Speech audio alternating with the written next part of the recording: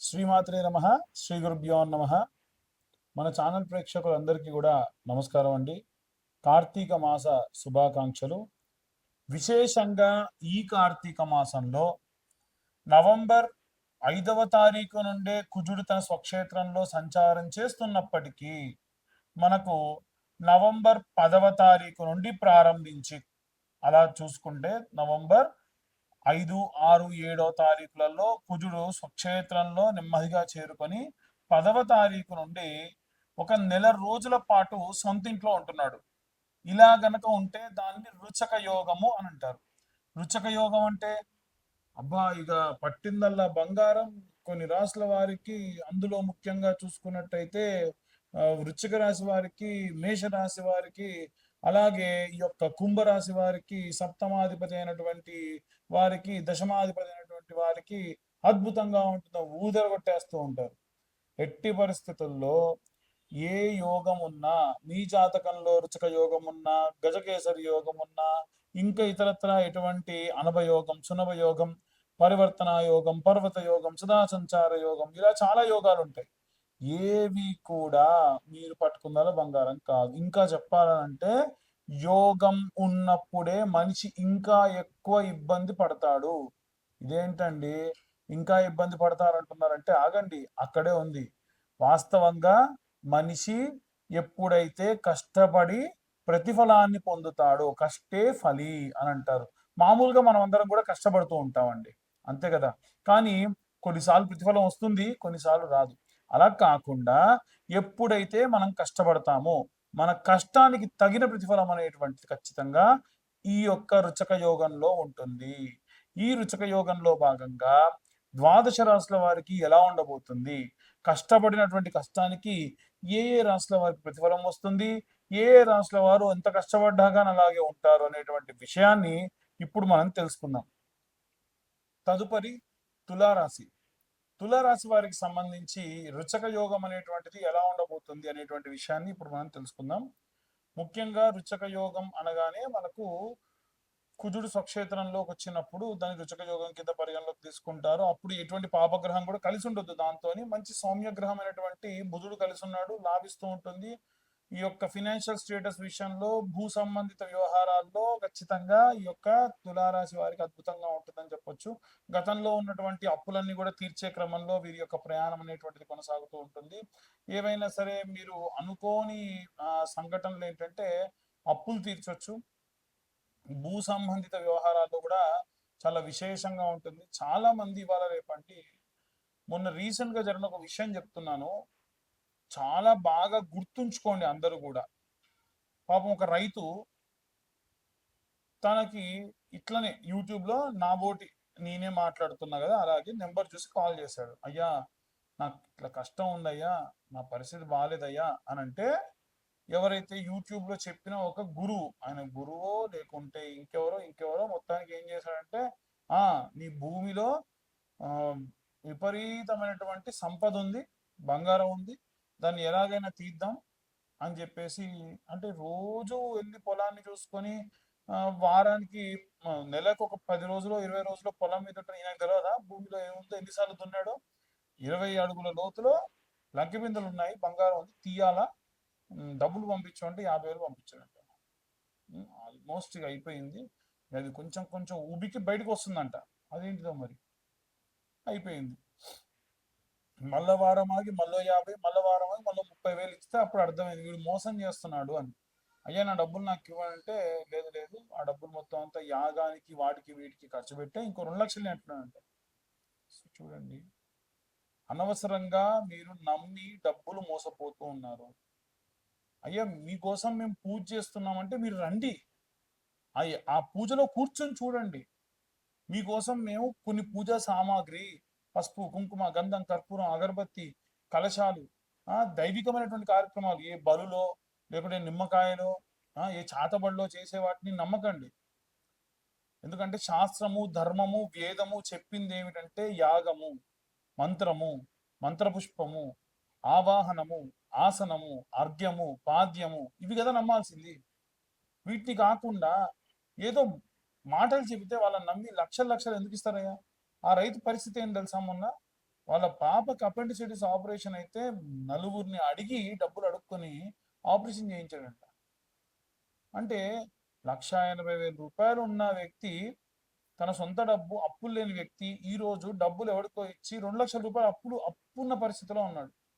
ఏముందండి 2 లక్షలు అప్ప అని అంటుండొచ్చేమో సాధారణమైన వ్యక్తులు. కానీ సగటున ఒక రైతు, మనందరి నోట్లోకి అన్నం పోయి 5,000 నోట్లో పోయేటట్టు చేసేటువంటి రైతు అంత దీనమైన పరిస్థితికి చేరిన కారణం మూఢంగా నమ్మడం. కాబట్టి దయచేసి, వారే కాదండి చాలా మంది ఉన్నారు ఇవాళ రేపు. కాబట్టి ఎట్టి పరిస్థితుల్లో గుడ్డిగా నమ్మి మోసపోకండి. గ్రహ సంచారాల్లో మీకు వ్యయస్థానంలో పాపగ్రహ సంచారాలు ఉన్నప్పుడు, ఇప్పుడు లాభం వచ్చే ఈ తులారాశి వారికి ద్వితీయ లాభస్థానంలో కేతు ఉన్నాడు, పంచమంలో రాహు ఉన్నాడు. ఎలా? అలాగే షష్టమంలో శని, శని చండాల యోగం అంటారు.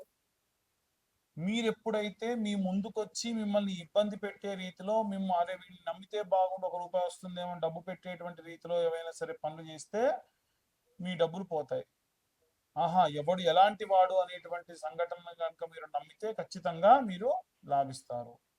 ఇక ఇవన్నీ కూడా గోచారంలో భాగంగా చెప్పేటువంటి విషయాలు. మీ జాతకం డీటెయిల్డ్గా కావాలంటే ఇప్పుడు నేను చెబుతున్నాను, మీ పేరు కావాలి, మీ డేట్ ఆఫ్ బర్త్ కావాలి, టైం కావాలి, ప్లేస్ కావాలి, ఉంటేనే జాతకం చెప్తా అంట. చాలా మంది ఫోన్ చేస్తారమ్మా, ఫోన్ చేసి అయ్యగారు నా పేరు చెప్తా, నా పేరు మీ జాతకం చెప్పండి అంటే నేను కూడా చెప్పొచ్చుగా, ఆ ₹1000 ఇవ్వండి, 2,000 ఇవ్వండి అని చెప్పి. ఎట్టి పరిస్థితుల్లో నేను ఎప్పుడు కూడా అలా చెప్పను. ఎందుకు అంటే మీ పేరు, డేట్ ఆఫ్ బర్త్, టైం ఉంటేనే నేను జాతకం చెప్తా అని ఖచ్చితంగా చెప్తా. ఎందుకు? అవి లేకుంటే చెప్పేటువంటిది 100% చెప్పడం కరెక్ట్ కాదు. కాబట్టి ఎవరైనా సరే జాతకం కోసం ఫోన్ చేసి డీటెయిల్స్ ఉంటే నాకు ₹2,025 పంపించండి. డీటెయిల్గా 60-70 పేజీల్లో జాతకం మీ దాకా అందిస్తా. అలాగే జాతకం గురించి డీటెయిల్గా మాట్లాడతా, రెమెడీస్ చెప్తా. ఆ వాయిస్ రికార్డ్ కూడా మీరు చేసుకోవచ్చు. ఎందుకంటే మీకు కూడా ఒక ఆధారం ఉండాలి కదా, నాతో మాట్లాడింది, చెప్పిన రెమెడీస్ అవన్నీ కూడా రికార్డ్ చేసుకోండి. ఇక అన్ని వర్గాల వారు కూడా ఎలాంటి రెమెడీస్ తీసుకోవాలి, ఏ మంత్రం చదవాలనే విషయాన్ని ఇప్పుడు మనం తెలుసుకుందాం. ఇప్పటి వరకు మనం గోచార రీత్యా ఈ రాశి వారికి సంబంధించి ఎలా ఉండబోతుంది అనేటువంటి విషయాన్ని మనం చెప్పుకున్నాం. అందులో భాగంగా ఏ మంత్రం చదవాలి, ఏ రెమెడీస్ తీసుకోవాలి, గోచారం, అలాగే ఈ గోచారంలో రుచక యోగం అనేటువంటిది ఏర్పడింది కదా. రుచక యోగం అంటే ఏం లేదండి, కుజుడు సుబ్రహ్మణ్యేశ్వర స్వామి అంశ. ఆయన స్వక్షేత్రంలోకి వెళ్ళాడు అనమాట. వెళ్ళినప్పుడు సర్ప సంబంధిత దోషాలు ఉన్నవారు కానివ్వండి, సర్ప సంబంధిత దోషములతో ఉండి సంతానం లేని వారు కానివ్వండి, సర్ప సంబంధిత దోషములతో ఉన్న వాళ్ళు, వివాహం కాని వాళ్ళు కానివ్వండి, ఇప్పుడు నేను చెప్పే రెమెడీస్ పాటించడం వలన సర్పదోషములు, కుజదోషములు పోగొట్టుకుంటారు. ముఖ్యంగా ఇది కార్తీక మాసం కాబట్టి స్కాంద పురాణం నిత్యం వినండి. కనీసం ఒక 11 సార్లు పూర్తి చేయండి వినడం ఈ యొక్క స్కాంద పురాణం. దీని వలన సగం దోషం పోతుంది కుజదోషం ఉన్న వాళ్ళకి. Point number 1. పాయింట్ నెంబర్ 2 ఏమిటి అని అంటే, మీరు నవనాగ మంత్రం చదవాలి. ఆ నవనాగ మంత్రం ఏంటో చెబుతున్నాను, మరొకసారి అందరూ కూడా నాతో పాటు రిపీట్ చేయొచ్చు, లేదా మీరు 2 సార్లు చెప్తాను, రాసుకోండి ఆ మంత్రాన్ని. ఆ మంత్రం ఏమిటంటే, అనంతం వాసుకిం శేషం, అనంతం వాసుకిం శేషం, పద్మనాభంచ కంబలం, పద్మనాభంచ కంబలం, శంఖపాలం ధృతారాష్ట్రం, శంఖపాలం ధృతారాష్ట్రం, తక్షకం కాళియం తదా, తక్షకం కాళియం తదా. శివుడి మెడలో ఉండేటువంటి సర్పం, వాసుకి దగ్గర నుండి విష్ణుమూర్తి కింద ఉండేటువంటి సర్పం, పద్మనాభుడి వరకు కూడా విశేషంగా ఈ యొక్క నవనాగులు, వీరిద్దరి మధ్యలో ఇంకా 7 సర్పాలు ఉంటాయి. వీటన్నిటికీ పైన ఒక సర్పం, కింద ఒక సర్పం, ఏకాదశి సర్పములు ఉంటాయి. కానీ 9 సర్పముల యొక్క నామములు పఠించిన చేత మీకు సర్పదోషములు ఏమున్నా పోతాయి. నిత్యం 11 సార్లు చదవాలి. కార్తీక మాసంలో మనకు రుచయోగ యోగం ఉన్నప్పుడు చదివితే ఇంకా విశేషమైన సత్ఫలితం ఉంటుంది. మరొకసారి ఆ మంత్రం చెప్తాను చూడండి. అనంతం వాసుకిం శేషం, పద్మనాభంచ కంబలం, కంబలం శంఖపాలం ధృతారాష్ట్రం, తక్షకం కాళియం తదా. ఒకవేళ నేను చెప్పేటువంటిది రాసుకోవడం ఇబ్బంది అవుతుంది, నేను పాస్ చేసుకొని గట్రా రాసుకోలేను అనుకునేటువంటి వాళ్ళు ఏం చేయండి అంటే, మీరు గూగుల్లో నవనాగ మంత్రము, నవనాగ స్తోత్రము అని కొట్టినా కానీ విశేషంగా వస్తుంది. ఇక మరి మంత్రం చెప్పారు, బానే ఉంది. రెమెడీస్ ఏంటి అని అంటారు. నిజంగా మనకు సర్పదోషం అనేటువంటిది ఎలా వస్తదనంటే, ఒక పుట్టను కూల్చిన, అదేందండి నేను పుట్టినప్పటి నుంచి పుట్టలేని అసలు జోలికే పోలే అనొచ్చు. ఈ జన్మలో చేసిన పాపం కాదు. సర్పదోషం జన్మ జన్మల పాపాల నుంచి వస్తుంది. గత జన్మలో, అంతకు ముందు జన్మలో మీరే మీ తాత ముత్తాతల రూపంలో ఉండి, అప్పట్లో విపరీతమైన సర్పాలు ఉండేవి కాబట్టి వాటిని సంహరించడం గాని, పుట్టలు కూల్చడం గాని ఆ దోషానికి కారణమవుతుంది. కాబట్టి పుట్టమన్ను అనేటువంటిది ఉంటుంది కాబట్టి ఈ యొక్క రుచక యోగం ఉన్నటువంటి కార్తీక మాసంలో ప్రారంభం చేయండి. ఒక మంగళవారం నాడు ప్రారంభించండి. ప్రారంభించి ఏం చేయాలనంటే, పుట్టమన్ను తీసుకెళ్లి ఎక్కడ పుట్టలుంటే అక్కడ పుట్టమన్ను వేయండి. పాలు కూడా పోయండి. అదేంటండి పుట్టమన్ను పోసి పాలు పోస్తే ఏమవుతుంది అనేటువంటి సందేహం రావచ్చు. సర్వసాధారణంగా వచ్చేటువంటి సందేహమే. పాలు ఏమన్నా పాములు తాగుతాయా నోరు తెరిచి అని అడిగే వాళ్ళు ఉంటారు.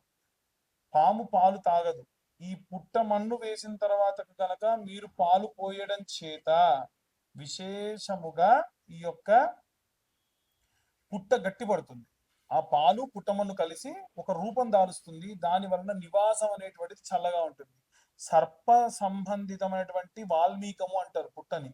ఆ వాల్మీకాన్ని కూల్చిన కారణం చేత దోషం పోవాలి అని అంటే ఒక 11 వారాలు గాని 5 మంగళవారాలు గాని ఈ యొక్క పుట్టమన్ను పాలు పోయడం వలన జాతక సంబంధితమైనటువంటి సర్పదోషాలు పోతాయి. కాబట్టి ఇంత వివరంగా మీకు చెప్తున్నాను, అర్థం చేసుకోండి. అక్కడికి వెళ్ళి కూడా ఇదే మంత్రం, అనంతం వాసుకిం శేషం పద్మనాభంచ కంబలం శంఖపాలం తారాష్టం తక్షకం కాళీయం తదా మీకు ప్రదక్షిణ చేసే అవకాశం ఉందనుకోండి, మానసాదేవి స్తోత్రం అని ఉంటుంది. ఆ మానసాదేవి స్తోత్రాన్ని కూడా పఠించవచ్చు. ఇక చాలా మందికి ఉండేటువంటి సందేహం ఏంటంటే, మాకు పితృదోషాలు ఉన్నాయి, సర్పదోషాలు ఉన్నాయంటే, పితృదోషం ఉన్న వాళ్ళకి ఈ మధ్య కాలంలో బస్ యాక్సిడెంట్స్ అయిన తర్వాత నుంచి మేము ఎట్టి పరిస్థితుల్లో కూడా మేము టూర్ ఆపరేషన్స్ చెయ్యట్లేదు. కాబట్టి మీరు సొంతంగా మీరు ట్రాన్స్పోర్టేషన్ త్రూ గోకర్ణం వస్తే వచ్చిన తర్వాతకి మిమ్మల్ని రిసీవ్ చేసుకోవడం, మీకు ఫుడ్ అకామిడేషన్ అన్ని కూడా పుణ్యాశ్రమం ఈ యొక్క రాజగోపాల్ గురువు గారి యొక్క ఆశ్రమంలో పూజాది క్రతువులన్నీ నిర్వహించడం జరుగుతుంది. మీకు ఫుడ్, అకామిడేషన్, అలాగే పూజ సామాగ్రి అన్నీ కూడా మేమే అకామిడేట్ చేయడం జరుగుతుంది. ఇవన్నీ కూడా ఏంటంటే గోకర్ణ క్షేత్రంలో పుణ్యాష్టమంలోనే చేయడం జరుగుతుంది. కాబట్టి చాలా మంది 12,000 కదండి అక్కడికి వెళ్తే, మీరేంటి 21,000 అంటున్నారు. అక్కడ పూజా సామాగ్రికి 12,000, పూజకు 12,000. మేము చెప్పేది రెండు కలిపి, ఫుడ్ అకామిడేషన్ కలిపి మీకు మొత్తం పూజ పూర్తయి అక్కడికి వెళ్ళేంత వరకు కూడా 21,000 రూపాయలు ఛార్జ్ చేస్తాము. అక్కడ జరిగే పూజలు గణపతి పూజ, వసురుద్ర ఆదిత్య స్వరూపంలో ఉన్నటువంటి ఆవాహన, మోక్షనారాయణ ఆవాహన, మోక్షనారాయణ హోమము, తిలా హోమము, ప్రాయోచిత్త తిలా హోమము, అలాగే మోక్షనారాయణ బలి, త్రిపండీశార్థము, పంచమ పిండాలు, దశమ పిండాలు, అలాగే సముద్ర స్నానము, ఇవన్నీ కూడా ఏంటంటే ఈ పూజలో భాగంగా చేస్తారు. పితృదోషం ఉన్న వాళ్ళు ఇలా చేయించుకోవచ్చు. సర్పదోషం ఉన్న వాళ్ళు ఇప్పుడు నేను చెప్పినటువంటి రెమెడీ పాటించవచ్చు. దయచేసి జాతకం కోసం ఎవరన్నా కాల్ చేయాలంటే మీ పేరు, డేట్ ఆఫ్ బర్త్, టైం ఉంటేనే కాల్ చేయండి అమ్మా.